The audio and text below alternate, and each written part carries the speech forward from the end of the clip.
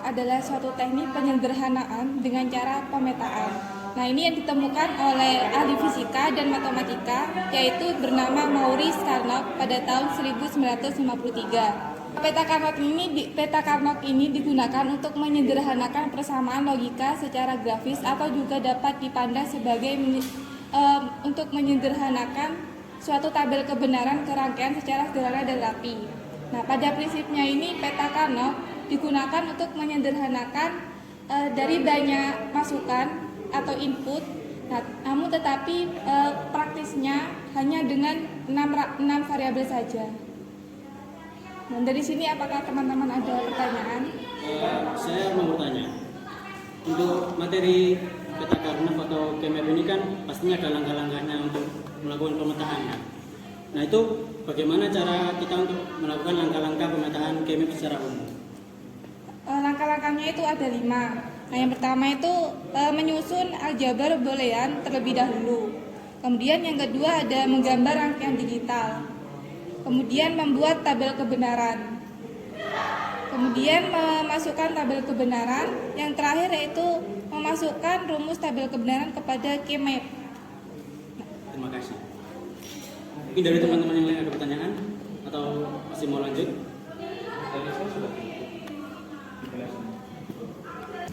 Yang selanjutnya saya akan menjelaskan mengenai counter atau pencacah. Counter atau pencacah ini merupakan rangkaian logika sekuensial yang digunakan untuk menghitung jumlah pulsa yang diberikan pada bagian masukan atau input. Secara umum terdapat 2 jenis counter, yakni asynchronous counter atau ripple counter dan synchronous counter. Asynchronous counter atau ripple counter merupakan counter yang masukan clock pemicunya dihubungkan ke setiap flip-flop. Sedangkan synchronous counter merupakan counter yang masukan clock pemicunya tidak terhubung di setiap flip-flop. Dilihat dari arah cacahan rangkaian pencacah ini dibedakan menjadi 2, yakni pencacah naik dan pencacah turun. Selanjutnya untuk pengertian ring counter merupakan rangkaian register geser yang dilengkapi dengan jaringan loop tertutup antara output key flip-flop terakhir ke input pada flip-flop pertama. Rangkaian register geser ring counter ini merupakan register geser yang dilengkapi dengan jaringan umpan balik dari data output terakhir ke jalur input flip-flop pertama. Nah, untuk teman-teman apa ada yang ditanyakan? Saya izin bertanya. Dari penjelasan tadi dibahas tentang arah dari pencacahan. Nah, itu ada 2, yaitu naik dan turun. Adapun perbedaan dari pencacah naik dan turun itu apa? Nah, kalau pencacah naik dan turun itu ya dibedakan berdasarkan arah cacahannya, yang artinya kalau pencacah naik melakukan cacahan dari arah kecil ke besar, sedangkan pencacah turun melakukan cacahan dari arah besar ke kecil. Baik, terima kasih atas penjelasannya. Mungkin ada yang ditanyakan lagi yang lain? Sudah cukup dari saya. Mungkin bisa lanjut ke materi selanjutnya.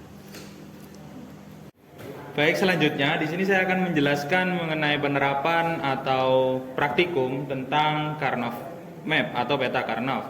Di sini Carnot map itu dimanfaatkan di dalam traffic light atau pembahasan mengenai bagaimana cara traffic light itu untuk hidup menggunakan cara peta Carnot penyederhanaannya. Nah, sebelum itu saya akan jelaskan di sini apa saja yang dibutuhkan untuk percobaan kali ini. Yang pertama ada VCC sebesar 5 volt, itu ada 2. Yang kedua ada saklar buka tutup. Kemudian di sini ada hambatan sejumlah 2, ada ground.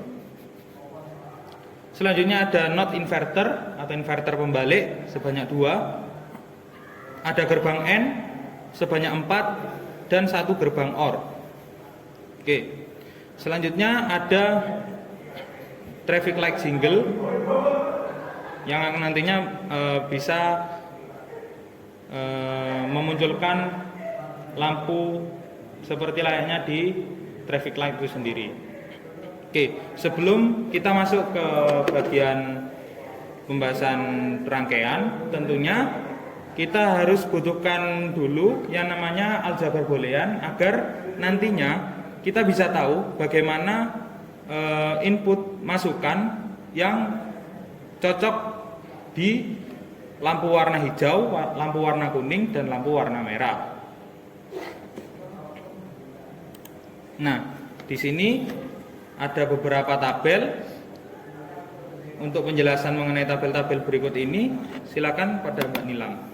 Nah, untuk input-input dari lampu hijau, kuning, dan merah, ini sendiri ada input A, B, dan C sampai dengan D. Berarti ada 4 input menghasilkan output berupa X, Y, dan Z.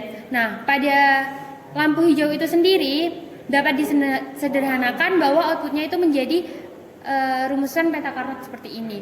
Nah, misalnya ini ada A aksen, B aksen dengan binernya itu 00, kemudian C aksen, D aksen itu 00 juga, maka akan menghasilkan 1 dan seterusnya. Kemudian untuk aljabar booleannya sendiri, maka peta Carnot ini sendiri dapat disederhanakan dalam rumusan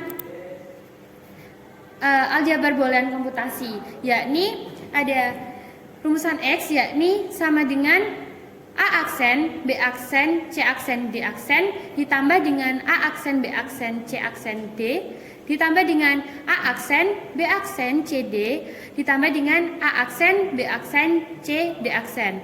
Nah, apabila disederhanakan karena di masing-masing sukunya memiliki A aksen, B aksen, maka dikeluarkan sehingga A aksen, B aksen dalam kurung C aksen, D aksen plus C aksen, D plus CD plus CD aksen.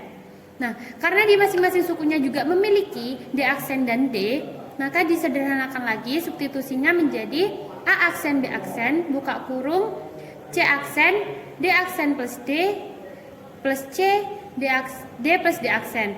Nah, D aksen plus D ini dapat disederhanakan menjadi 1 sampai dengan rumusnya ditemukan yakni X sama dengan A aksen, B aksen. Dan selanjutnya untuk peta Carnot lampu kuning dan lampu merah ditemukan bahwa outputnya Y dengan rumusan A aksen B plus AB aksen. Dan untuk peta Carnot lampu merah ditemukan rumus boolean aljabar komputasinya yakni Z sama dengan AB. Itu merupakan rumusan dari boolean aljabar komputasi. Mungkin teman-teman ada yang ditanyakan? Saya mau bertanya Pak Nila. Ya. Itu kan tadi pada rumusan aljabar booleannya kan ada yang hasilnya 1. Nah itu kenapa dalam rumusan aljabar boolean itu hasilnya 1? Dari mana? Nah, hasil 1 ini didapatkan dari C aksen plus C. Nah, C aksen plus C ini merupakan salah satu dari komponen dari postulat Huntington. Nah, itu C aksen plus C ini merupakan komplement, yakni apabila C aksen plus C itu hasilnya 1. Sedangkan misalnya ada persamaan lain yaitu C aksen dikali C sama dengan 0 gitu. Jadi ini dari postulat Huntington itu sendiri. Postulat Huntington itu ada 5. Yang pertama closure. Nah, closure ini rumusannya A plus B anggota dari B, kemudian ada identitas ini A plus 0 sama dengan A, sedangkan A kali 1 sama dengan A. Kemudian ada komutatif itu A plus B sama dengan B plus A, apabila dibalikkan tetap sama. Kemudian A kali B sama dengan B kali A. Kemudian yang keempat ada distributif, seperti kita tadi ini mengeluarkan suku-suku yang sama. Kemudian yang terakhir itu komplement, yaitu ini C aksen plus C sama dengan 1. Terima kasih. Terima kasih atas penjelasannya. Baik, terima kasih untuk penjelasannya mengenai aljabar booleannya. Selanjutnya kita akan masuk kembali ke praktikum multisim. Nah, di sini mengapa pastinya banyak yang bertanya ini kenapa rangkaiannya seperti ini, kenapa ada not, kenapa ada and, dan juga kenapa ada or. Itu berpengaruh dari apa yang sudah dibahas oleh teman saya Mbak Nilam tadi mengenai. Saya lanjutkan pembahasannya di praktikum multisim atau penerapannya terhadap traffic light. Di sini sudah ada aljabar boolean. Yang pertama X A aksen B aksen. Kenapa di sini dibutuhkan gerbang not? Nah, di sini akan berfungsi gerbang not. Maaf. karena di sini fungsinya adalah A aksen B aksen. Ketika masuk di gerbang N, maka sebelum masuk di gerbang N kita akan terlebih dahulu input di NOT atau di inverter NOT. Setelah itu akan masukkan di traffic light warna hijau. Kita lihat di sini kabelnya. Nah, kita lihat masukannya di gerbang N, masuk di inverter NOT, yang B, yang A juga sama masuk di inverter NOT. Selanjutnya di boolean algebra untuk signal warna kuning atau lampu warna kuning, di sini adalah A aksen B ditambah A B aksen. Nah, kembali lagi di sini adalah A aksen. Sebelum kita masukkan di gerbang N, kita akan masukkan terlebih dahulu di inverter NOT. Setelah masuk di inverter NOT, nah kita lihat di B, B-nya tidak menggunakan inverter, jadi kita lewatkan tanpa inverter NOT. Nah, coba kita lihat di gerbang N yang di sini masukannya, aliran kabel di B itu diletakkannya di sebelum gerbang NOT. Nah, selanjutnya di sini adalah A aksen B aksen. A-nya masukkan di inverter terlebih dahulu. Selanjutnya di gerbang kedua A B aksen, ini kebalikan dari yang gerbang ini, gerbang sebelumnya.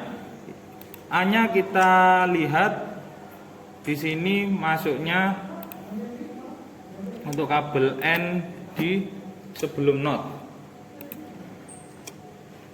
Sama untuk yang di B itu akan masuk di NOT terlebih dahulu. Karena di sini ada penjumlahan A aksen B aksen ditambah A B aksen, maka kita akan gunakan gerbang OR. Karena fungsi OR adalah fungsi penjumlahan. Oke, selanjutnya di lampu warna merah, fungsinya adalah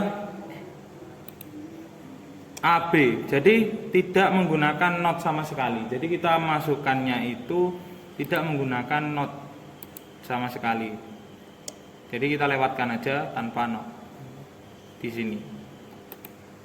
Ya, di gerbang terakhir, gerbang N terakhir, kita lihat salurannya tidak melewati gerbang NOT. Sama untuk sebelumnya tidak melewati gerbang NOT. Tanya Mas bentar. Gitu. Berarti yang tidak dilewatkan gerbang NOT itu apabila rumusannya itu tidak ada komplement. Ya, tidak ada komplemennya. Dan nggak ada suku lain. Ya, tidak dimasukkan di gerbang NOT. Tanya untuk suku lain, di sini bukan suku lain. Jadi yang untuk warna kuning atau di peta Karnaugh yang warna kuning itu ada dua input masukan yang bisa menghasilkan atau mengeluarkan perintah di warna kuning nantinya.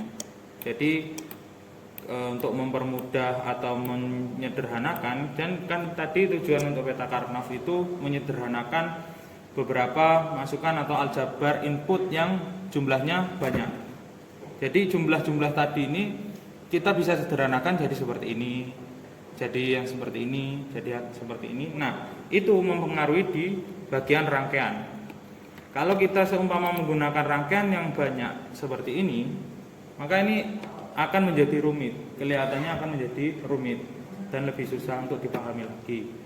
Nah, dengan adanya peta Karnaugh itu adalah salah satu manfaatnya, bisa disederhanakan sehingga rangkaiannya tadi bisa lebih sederhana dan lebih mudah dipahami dan kelihatan. Artinya di sini bisa tampak, oh ini arusnya atau alirannya itu melewati ini, seperti itu. Jadi setelah menyampaikan mengenai alur-alur atau bagaimana GMAP itu bekerja di rangkaian traffic light ini, kita akan langsung dicoba saja untuk rangkaiannya. Nah, kita lihat di sini ketika saklar atau saklar yang terbuka dua-duanya itu akan menimbulkan warna hijau. Oke. Fungsi lampu warna hijau. Selanjutnya ketika lampunya ketika sakarnya salah satu dimatikan, maka akan terjadi muncul warna kuning. Oke, lanjutkan ya. Saya bilang salah satu, maka salah satu yang diubah. Dan yang terakhir ketika kedua saklar sama-sama ditutup, maka akan timbul warna merah. Jadi itu tadi untuk kinerja dari traffic light, memanfaatkan peta Karnaugh untuk penyederhanaan rangkaiannya. Oke, praktikum yang selanjutnya adalah ring counter. Nah, saya langsung jelaskan saja. Di sini apa saja yang dibutuhkan untuk praktikum ring counter. Yang pertama di sini adalah digital clock. Oke, bagian ini adalah digital clock. Di sini adalah digital constant. Jadi di sini ada dua input, digital clock sama digital constant. Selanjutnya di sini ada yang namanya D flip flop atau IC D flip flop. Ada 4 jumlahnya. Nah, selanjutnya ada LED, lampu LED indikator. Sama jumlahnya 4 juga. Selanjutnya ada ground. Dan di sini ada osiloskop. Apa gunanya osiloskop? Osiloskop di sini nanti akan berguna dalam penentuan atau melihat bagaimana yang bekerja di bagian-bagian LED indikator ini. Oke, langsung saja kepada percobaannya. Kita coba play. Nah, dari di sini flip flop kita lihat LED indikatornya akan menyala bergantian. Di sini akan muncul LED indikator dengan nyala lampu yang bergantian. Apa guna flip flop itu? Sebagai pencacah. Jadi ketika sudah dicacah maka akan bergantian hidupnya setelah masuk ke inputan pencacah. Nah, untuk lebih jelasnya bagaimana pencacah itu bekerja, apalagi di bagian ring counter, kita sudah hubungkan beberapa kabel-kabel di osiloskop. Di sini kita menggunakan osiloskop 4 masukan. Nah, akan muncul pik seperti ini. Nah, dari sini kita dapat analisa. Gelombang ini, gelombang warna hijau akan mewakili D flip flop yang pertama atau di lampu indikator pertama. Nah, kedua ada warna ungu di bagian indikator flip flop yang kedua atau lampu indikator kedua. Dan yang ketiga ini warna jingga dan warna putih. Nah, kita saksikan di sini apa yang kita bisa dapatkan ketika kita menggunakan osiloskop. Yang pertama adalah arah gelombang. Ketika gelombang itu naik, maka kita akan baca sebagai nilai konstan 1. Ketika gelombang itu turun, maka akan kita baca nilai tersebut sebagai 0. Nah, dari situ kita akan bisa tentukan tabel kebenarannya. Nah, untuk tabel kebenarannya dari D flip flop itu sudah saya berikan di sini. Jadi seperti ini adalah tabel kebenaran untuk percobaan D flip flop. Yang digunakan adalah 4 D flip flop dan nantinya akan bekerja sebagai ring flip flop. Namanya Mas Boy. Berarti sebenarnya pertanyaan saya basic sih. Di dalam osiloskop ini kan ada macam-macam warna ini. Dalam gelombangnya ada 4 warna kan, putih, kuning, ungu, sama hijau. Ini berarti mewakili kabel-kabel yang berada pada rangkaian ini, yang menyambung pada osiloskopnya ini. Ya, oke. Gelombang ini itu sebenarnya sudah terhubung. Ini teman-teman bisa lihat di sini ada kabel warna hijau yang terhubung di masing-masing indikator. Di sini ada indikator ya, mohon maaf ini indikatornya hilang ya. Jadi itu bisa dihubungkan ke setiap indikator. Ketika sudah dihubungkan ke osiloskop, dia akan membentuk sebuah gelombang yang nantinya indikator ini dan ini akan terbaca juga di osiloskop sebagai poin 1 atau indikator high 1 dan indikator low yang bernilai 0. Jadi seperti itu mungkin. Dan menjadi pembeda satu sama lain itu ya? Ya. Terima kasih. Ya. Mungkin Itulah tadi hasil diskusi dari kelompok 3 yaitu kelompok kami mengenai peta Karnaugh atau KMET dan pencacah register. Kurang lebihnya mohon maaf. Wassalamualaikum warahmatullahi wabarakatuh. Terima kasih.